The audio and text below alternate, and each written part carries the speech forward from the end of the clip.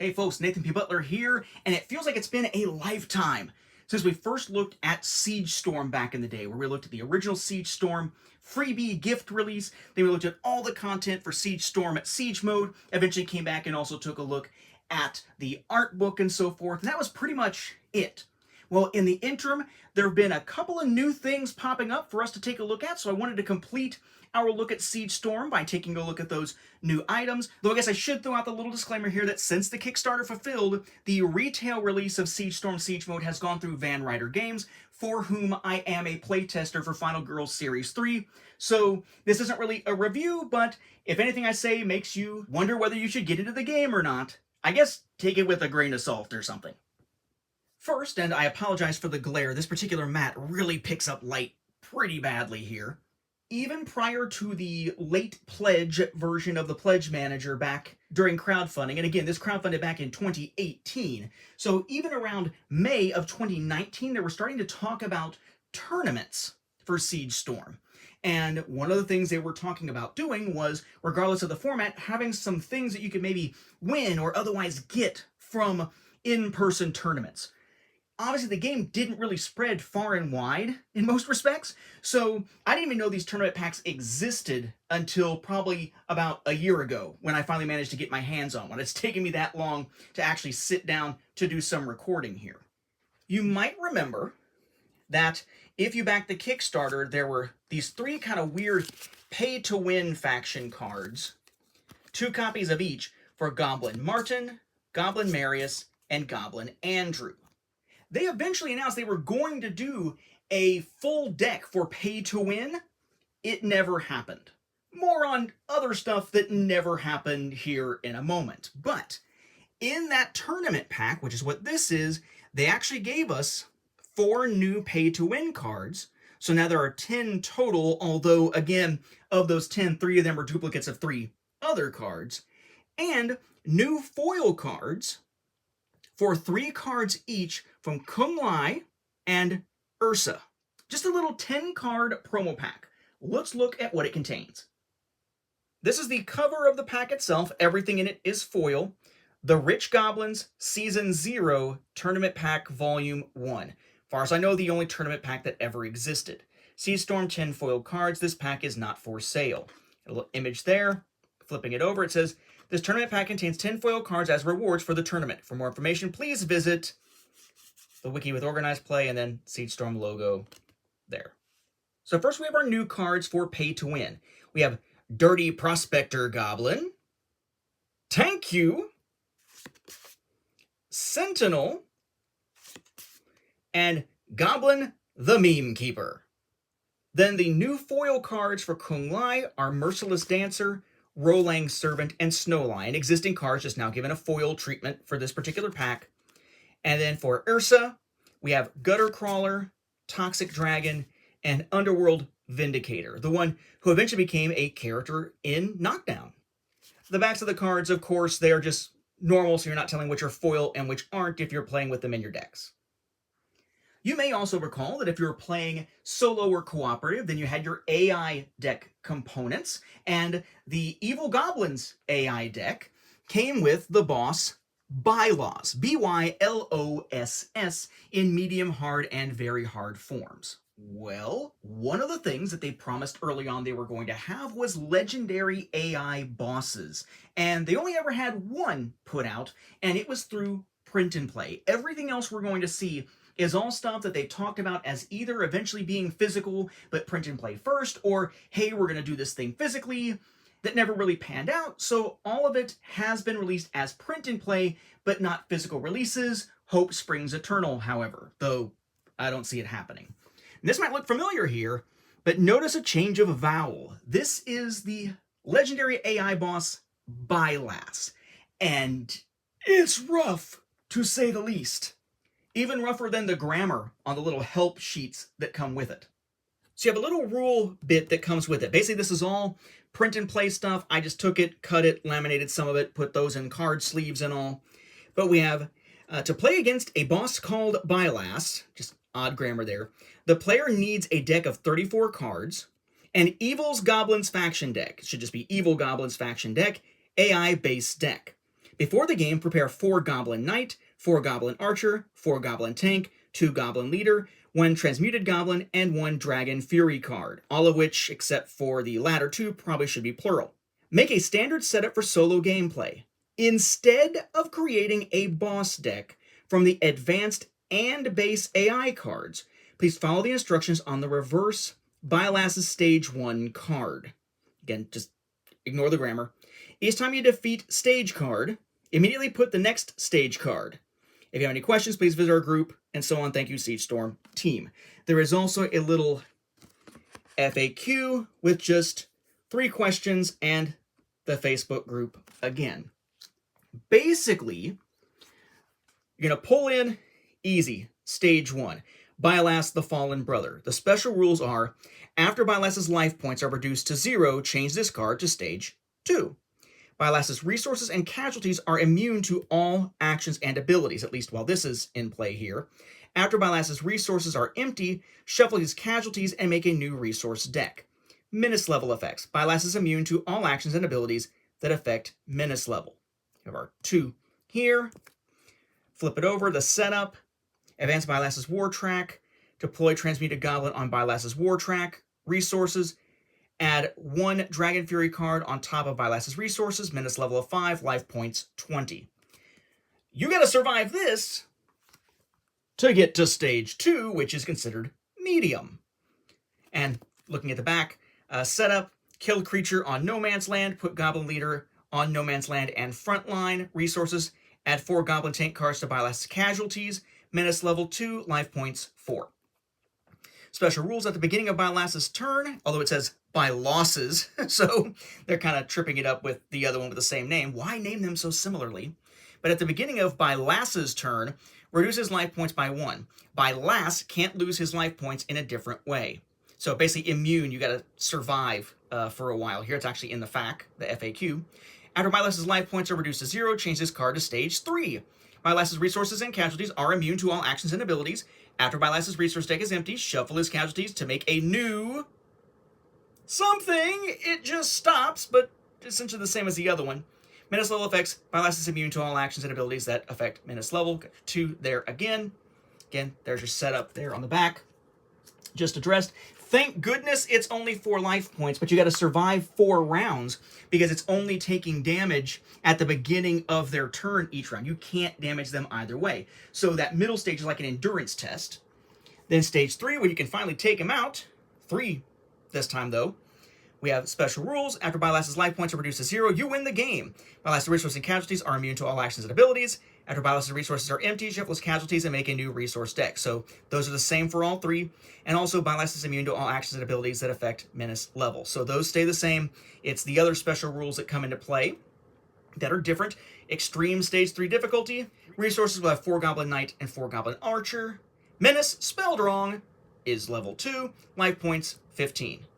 And yes, I did just notice Menace is spelled wrong on the back of the other 2 cards, too. I mean, they get it right on the front. But again, it's free PNP. What are you going to do? The other cool new thing that's been released through PNP, though, is an entirely new player faction for PvP or for playing solo and cooperative. It is, again, only available as PvP, and it was kind of stealth released because initially, way back, we're talking way back in April of 2022, in fact, on April 1st, so some people thought it might be an April Fool's Day joke, of 2022, they announced that the PNP expansion was kind of ready to go for this new faction of pirates called At the End of the World. They also referred to it as Pirates at the World's End. But even back then, the logo still said At the End of the World. But when they did that announcement on April 1st of 2022 to tell people that, hey, there's this new PNP deck you can try out, it was just the 34 starter deck cards. Again, the ones with the little green symbol. If I can point to ones that you might actually see, I'll hold them all up to the camera in a second. But this was what we got with a slightly different instruction sheet back for that initial PNP launch, which you can find as the very last update on their Kickstarter, update 41. But then just recently in 2024, as kind of like a stealth release, they actually released the full print and play just in the files section under the game on the Awaken Realms website. No fanfare, no announcement, Nothing. I only happened to find it by accident and brought it to the attention of other people in the Facebook group for Siegestorm. Not even the creators made it known that this was out. But yes, we now have the full PNP faction here, which is your starter deck cards and your so-called base cards that you use when customizing. So let's take a look at what this faction does, then we'll take a look at the cards. Again, PNP, so I just printed on cardstock, laminated, and cut. It says, welcome to the At the End of the World print and play expansion for Siegestorm, featuring a whole new faction. This PDF includes all the cards in the faction, along with a complete starter deck. Faction rule, Lucky. And what's really cool is this is actually going to bring into play a component that we really haven't used before.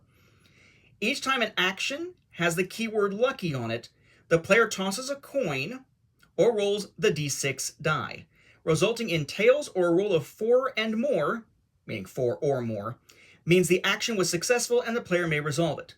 Result in head or a roll of fewer than 4 means a failure, so nothing happens.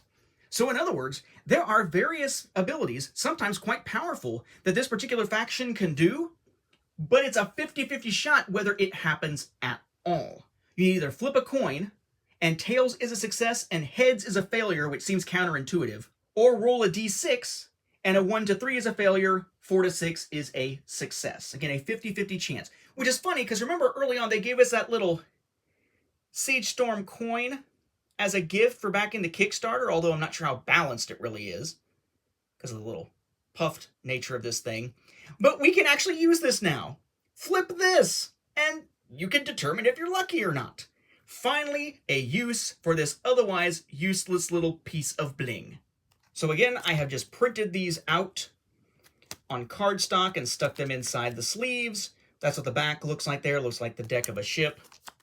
So in the starter cards, at least, again, green symbol down at the bottom, we have the champion, hence the symbol there, Captain Jack. Then we have 2 copies each of Brutus. Notice here, he is a veteran.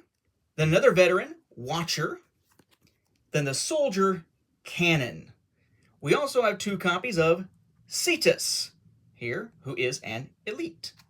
They have 3 copies each of these like weather cards that we have, cost of 0. We have Heavy Fog, Deadly Whirl, and Sunshine. Kind of like the fact that they're working weather into this. And then we have 4 copies each of Dirty John the Sailor, Captain's Parrot, Lucky Susan, and Edward the Sailor. Then you have your base cards with the white symbol instead of green. There are no ones with the other symbol. The expansion booster thing just doesn't exist for this faction here. So among the cards in the base cards are going to be ones that let you continue customizing your deck with copies of cards we just saw already. So 1 more copy of Captain Jack, 2 more copies of Cannon, 2 more copies of Brutus, 2 more copies of Watcher, and 1 more copy of Sunshine, Heavy Fog, and Deadly Whirl. Because remember, you can only have 2 copies of any champion, 4 copies of any soldier, 4 copies of any veteran, and while there aren't any in the cards here, you can only have 2 copies of any elite also. But then those base cards used for customization introduce 6 new cards that don't exist anywhere in the starter deck. So you're only going to see them if you do some customizing. We have a couple of new champions, a new elite, a couple of new veterans, and a new soldier. So, as you'd expect, 2 copies each of these 3, 4 copies each of these 3. Let's take a look at them.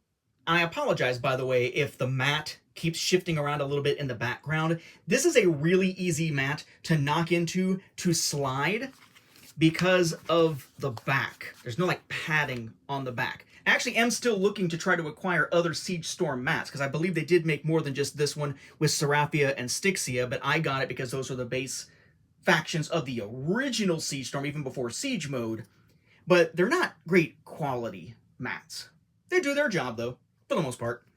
In any event, here we have Penguin the Sailor, 4 copies of him, 4 copies of Ordinary Mike the Sailor, 4 copies of Ordinary Scott the Sailor. That'll matter in a moment.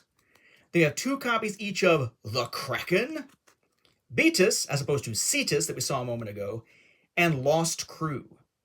So examples of some of the stuff you'll see here, again, there's that lucky keyword here, right? So Captain's Parrot, when used as an action, if you flip and you get a tails, or if you roll a die and you get a 4 through 6, congratulations, you're lucky. Storm with any card on your war track, or make the top card from your resources your supporter. Awesome. But again, if you get a heads, or you get a 1 through 3 on a d6, you get nothing. It just whiffs. Then you have Brutus, specifically referencing that Captain Jack card from a moment ago to move him from your casualties to your hand. Kind of cool to be able to do that to get that card back. Then Edward the Sailor here, deal damage equal to the number of Sailor cards in your front line and on your war track. That's why so many of those cards have the Sailor. It's kind of like having a keyword, but it's up here rather than anywhere down in there. And then Cetus and Betis actually are both pretty monstrous here, not just their appearance. Cost of 10, so pretty expensive to play. Action, remove your casualties from the game, so that could be rough if you were planning on getting some of those back. But this card is immune to all actions and abilities. Attack value of 7, defense value of 4. So yes, despite being a game that crowdfunded back in 2018 that has not managed to see much in the way of any type of new physical stuff, we did get one new small physical pack since the stuff that we looked at before with that Rich Goblins Tournament Pack Volume 1. And not only a new print and play boss, but a special new type, the legendary 3-stage boss, and an entire new PNP faction with a 34-card starter deck and 28 base cards to customize with. It's nice to see a little bit more expansion, even into 2024, with those base cards being added for Siegestorm. I don't really hold out hope that we're going to see a lot more from the game, but I would certainly love to. Unfortunately, at this point, some of the factions are a little tough to come by, even on places like eBay, unless you buy an entire bundle of the game. But you can get the base game with Ursa and Kung Lai, and the individual expansions for Seraphia and Styxia as retail releases that Van Ryder Games is selling, at least in the United States. Personally, I'd say if you're going to dive into this one, go all in, grab all the stuff. It's a fun game. I really enjoy it. But unfortunately, it seems to be one that, if it's not dead, it is at least on very limited life support at this point. But hey, at least it's something. Thanks for watching.